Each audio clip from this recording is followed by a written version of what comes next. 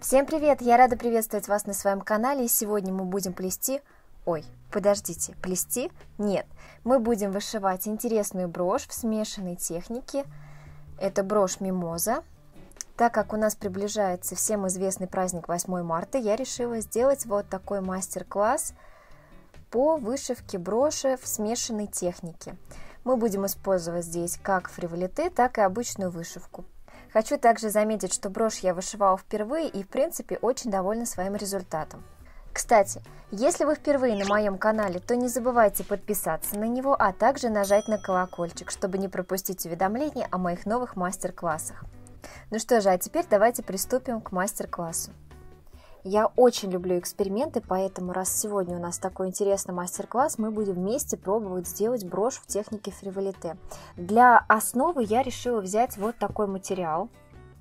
Решила, что на нем вот такие зеленые листья будут смотреться достаточно интересно. Также нам понадобится бисер и бусины различного диаметра. Вот у меня были вот такие бусинки, я решила их использовать в работе, так как, мне кажется, мимоза не может быть полностью одинакового диаметра цветочка. Также нам понадобится мононить, которой мы будем расшивать нашу работу. И 2 челнока, на которых мы должны намотать наши нити. У меня это капрон зеленого цвета. Для начала я хочу сплести 2 листочка. Я решила особо не заморачиваться в этот раз и взять готовую схему. Схему, если что, у вас будет прямо на экране, можете посмотреть, как она выглядит. Начинаем плетение мы с первого колечка. Я все равно вам продублирую дополнительно вот здесь вот схему, чтобы вам было удобнее плести. И начинаем плести первое кольцо. Оно у нас будет 3 пико, 3 пико, 3 пико, 3. Не забывайте, что у нас также есть кончики ниток, которые мы должны заправить в работе. Если вам хочется, можно дополнительно вставить в лепесточки еще и бисер. Я решила этого не делать, так как я хочу потом между каждым лепестком попробовать расшить работу дополнительно бисером. И вот наш первый маленький лепесточек. Следом мы плетем второе колечко, которое будет состоять из 3 пико, 7 пико, 7 пико, 3. После первых 3 узелков мы должны будем выполнить соединение за первое колечко. Также здесь я заправляю кончики ниток. После этого мы выполняем соединение за колечко предыдущее вот здесь. Плетем 7 узлов. Далее делаем пико. Еще 7 узелков. Еще одно пико и 3. После этого колечко можно затянуть. Хорошенько затягивайте ваши лепесточки, чтобы работа у вас была плотной. Следующее колечко у нас будет такое же, как и первое. То есть мы плетем его по схеме 3 пико, 3 пико, 3 пико, 3. После первых 3 узелков выполняем соединение за предыдущее пико от второго колечка. Вот здесь.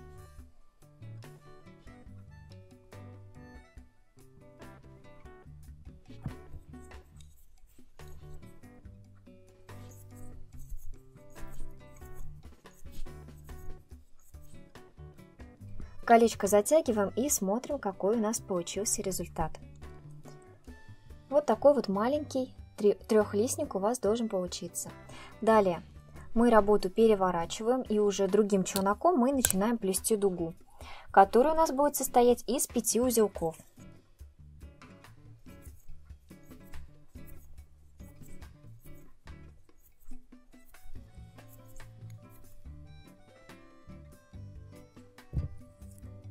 Далее снова меняем местами челноки и плетем колечко, которое будет состоять из 3 пико, 3 пико, 3 пико, 3 пико, 3. После первых 3 узлов сплетенных мы будем выполнять соединение за предыдущее кольцо, то есть боковое колечко от трехлистника, вот здесь.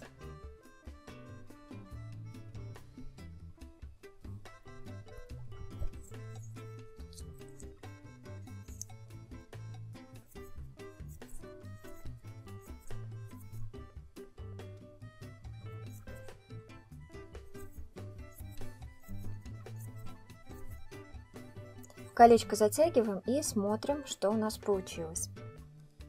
Вот, посмотрите, что у нас получается сейчас. Следом мы меняем челноки местами и плетем дугу, которая состоит из 3 пико 3.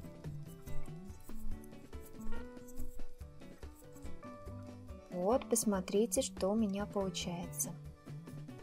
Далее опять смена челноков и плетем самое большое колечко в этой работе, которое будет состоять из 3 пико, 3 пико, 3 пико, 3 пико, 3 пико 3.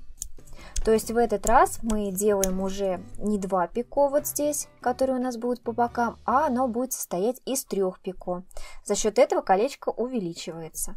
Каждый раз у нас кольцо будет увеличиваться на 3 узелка. После первых 3 узелков не забываем выполнить соединение за предыдущее колечко. Выполнили соединение, после этого доплетаем колечко по схеме. Вообще такие листочки плетутся очень быстро.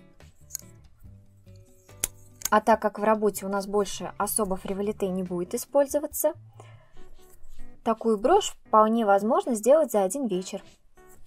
Вот и следующее наше кольцо. Теперь мы пойдем на уменьшение. То есть следующее колечко у нас будет как...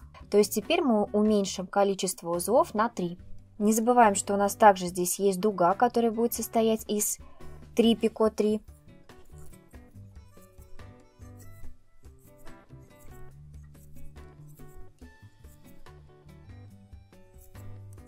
Вот и дуга у нас готова. Следующее колечко у нас будет как вот это. То есть оно будет плестись из 3 пико, 3 пико, 3 пико, 3 пико, 3. Вообще, чтобы не запутаться, следуйте вот этой схеме, которую я вам указываю сверху. Ну и смотрите на вашу работу, чтобы у вас колечки каждое отличалось от предыдущего. До середины они идут на увеличение, а после на уменьшение.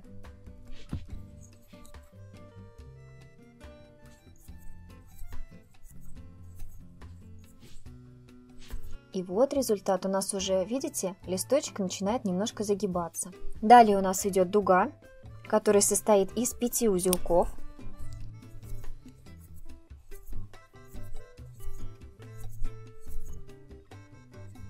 И плетем еще одно маленькое колечко. Смотрим на схему. После первых 3 узлов не забываем выполнить соединение за предыдущее колечко.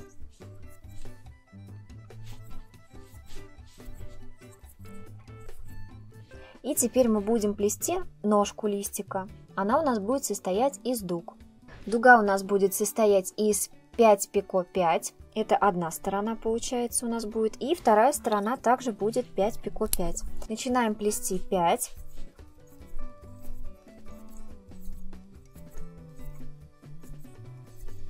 Делайте максимально маленькое пико. Далее еще 5 узлов.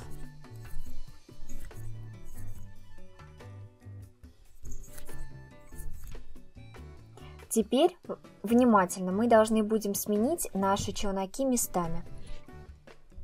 Переворачиваем нашу работу вот таким образом, меняем челноки местами и плетем еще 5 узелков.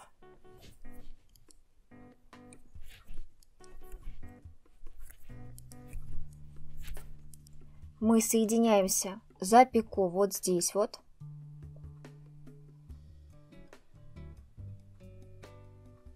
На дуге, которая у нас есть. Аккуратно выполняем соединение, работу подтягиваем.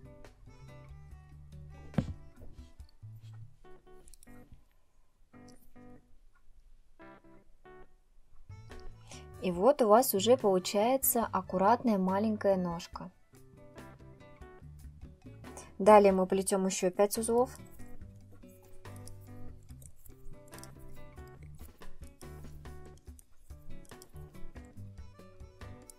И подтягиваем.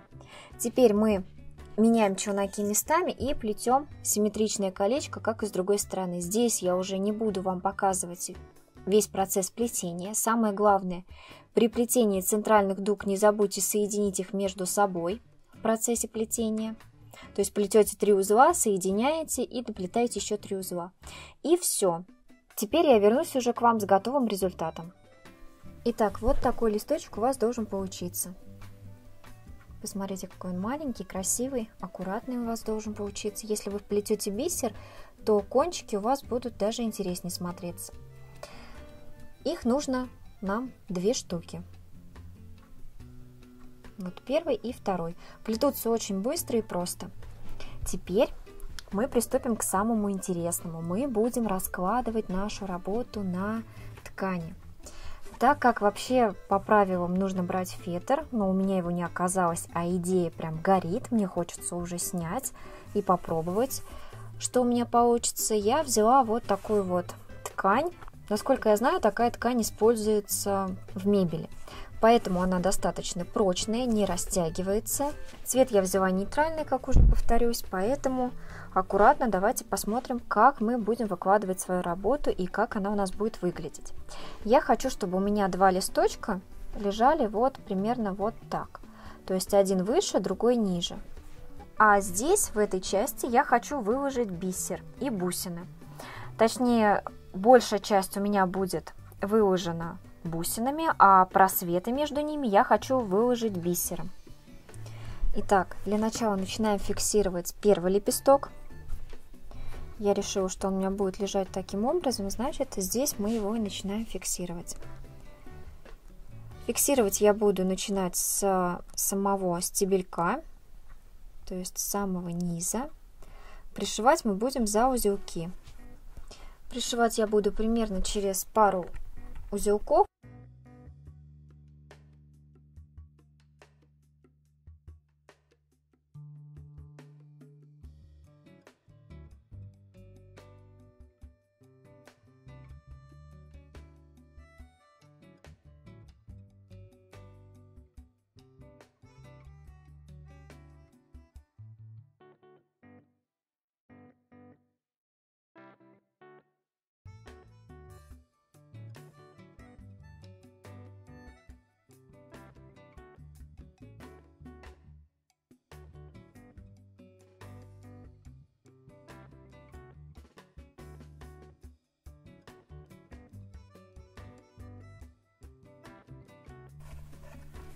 И вот одна сторона у меня уже пришита. Я перехожу к следующей.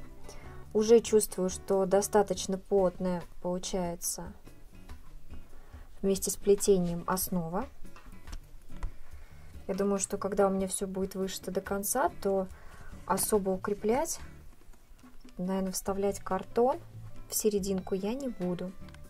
Я, кстати, особо эскизов в начале своей работы не рисовала. Просто у меня появилась вот такая вот идея, и я сразу приступила к ее реализации. Значит, я возвращаюсь в основание своего листика. И теперь я хочу заполнить все пробелы в листочке дополнительно бисером, чтобы он был у меня ярче. Для этого я возьму бисер. Я хочу заполнить им все пустоты. То есть, посмотрите, я буду заполнять им листики посередине.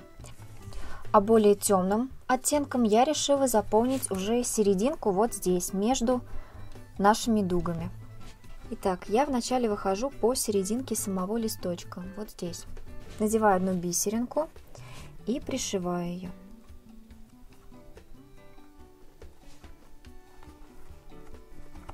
Далее опять выхожу рядом с бисеринкой, максимально близко. Надеваю еще одну бисеринку и также ее пришиваю. Если вы начали пришивать бисер в одном направлении, в том же направлении у вас и должна пришиваться вся ваша работа, иначе у вас брошь будет выглядеть очень неаккуратной. Также дополнительно центр мы с вами не фиксировали, я его сейчас зафиксирую. Если вдруг у вас бусинки смотрят в разные стороны, выходите на лицевую сторону и просто проходите сквозь них. Тем самым вы их зафиксируете в одном положении.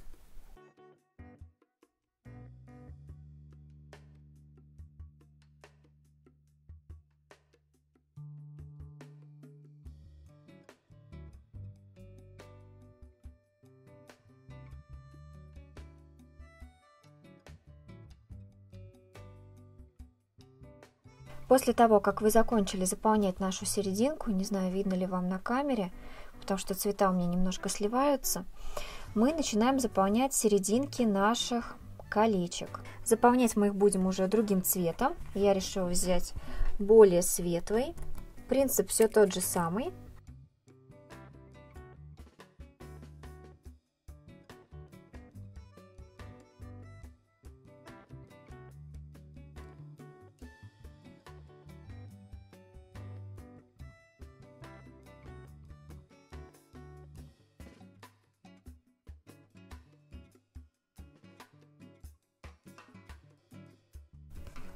Так как я вышиваю первый раз, возможно, вы найдете какие-то недочеты либо ошибки в моей работе. Поэтому пишите, пожалуйста, мне в комментариях, что я делаю не так.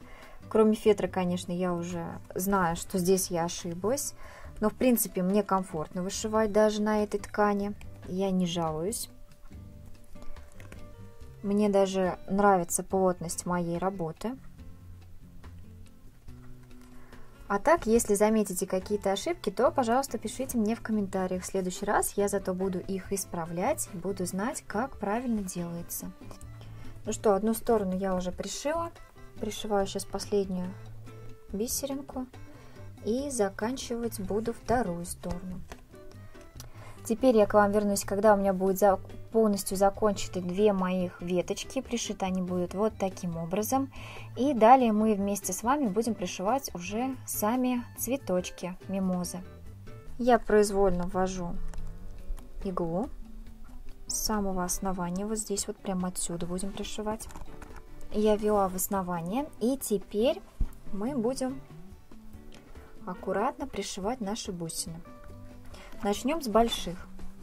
Далее я все равно делаю небольшие промежутки, для того, чтобы нам потом еще дополнительно пришить бисер. Здесь не обязательно соблюдать направление, поэтому пришивать здесь будет намного проще. Подтягивайте, и лучше большие бусины закрепить несколько раз.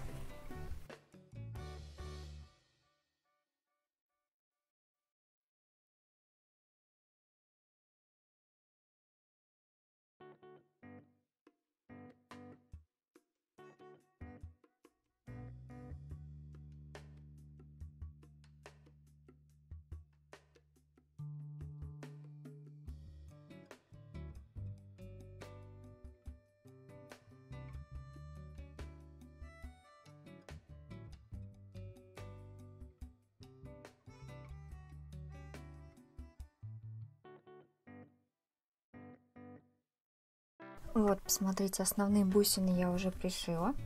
И теперь я буду в промежутке между бусинами вшивать дополнительно еще и бисер.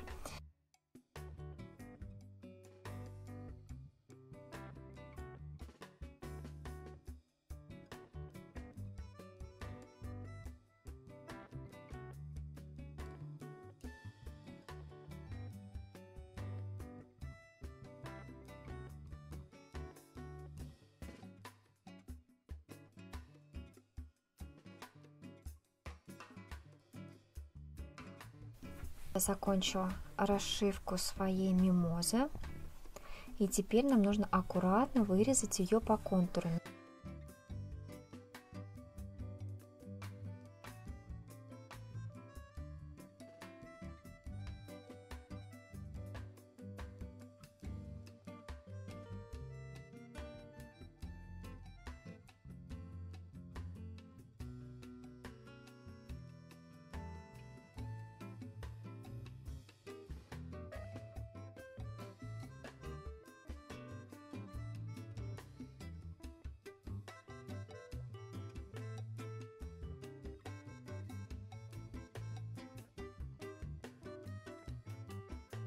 Ну что же, у меня уже второй вечер, как видите, я немножко сменила локацию, но перед тем, как пришивать, я дополнительно обведу по контуру и вырежу вторую часть, точнее нашу изнанку.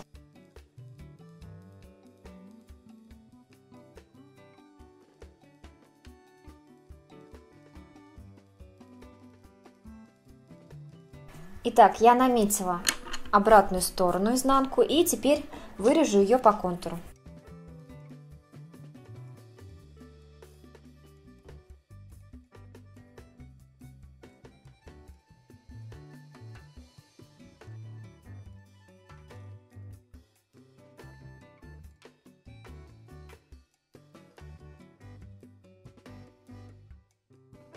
Также дополнительно нам понадобится бисер. Я решила взять вот такой вот прозрачный с золотистым отливом.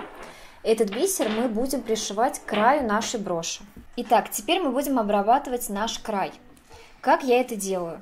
Я буду обрабатывать, наверное, самым простым из доступных способов. Это просто мы набираем одну бисеринку, прокалываем две стороны, получается лицевую и изнанку, и проходимся нитью.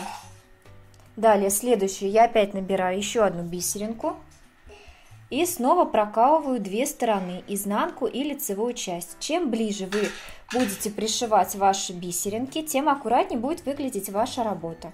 Также дополнительно потом мы еще раз пройдемся сквозь все наши пришитые бисеринки. Для чего мы это будем делать? Для того, чтобы у нас работа выглядела аккуратной. То есть мы будем тем самым выравнивать наш бисер.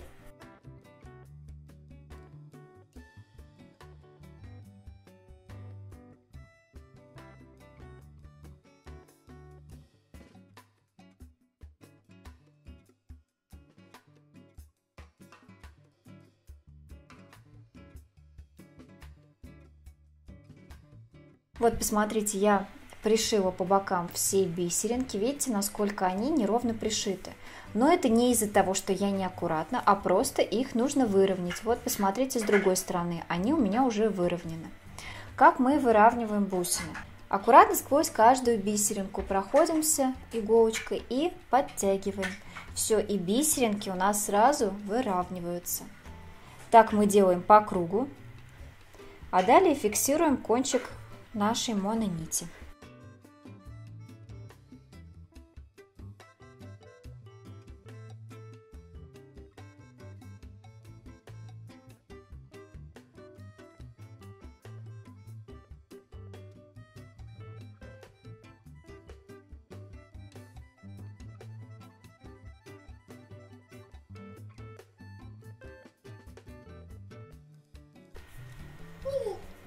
Вот посмотрите, со всех сторон я прошила дополнительно бисер.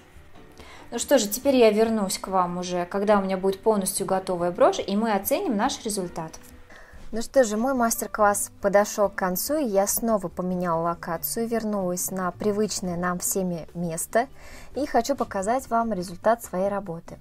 Вот такая вот брошь у меня получилась. Я надеюсь, что мне удалось передать всю красоту мимозы, хотя я не совсем уверена, возможно, мимозы здесь не особо у меня и получилось, но я рада такому эксперименту.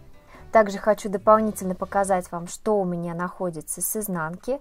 Я решила здесь пришить вот такой вот маленький элемент фриволите, потому что у меня ткань не фетр используется, она немножко сыпучая, с ней было сложно работать, было очень много своих нюансов, но я справилась с этой работой. И очень довольна результатом. Это мой первый результат и, надеюсь, не последний. Если вам понравится такой формат видео, то буду периодически выкладывать и делиться с вами своими новыми идеями. Если вам понравилось это видео, то не забывайте поставить мне, пожалуйста, пальчики вверх, а также подписаться на мой канал. Любое ваше действие под этим видео очень помогает в развитии моего канала. А на сегодня я хочу попрощаться с вами. До новых встреч. Пока-пока.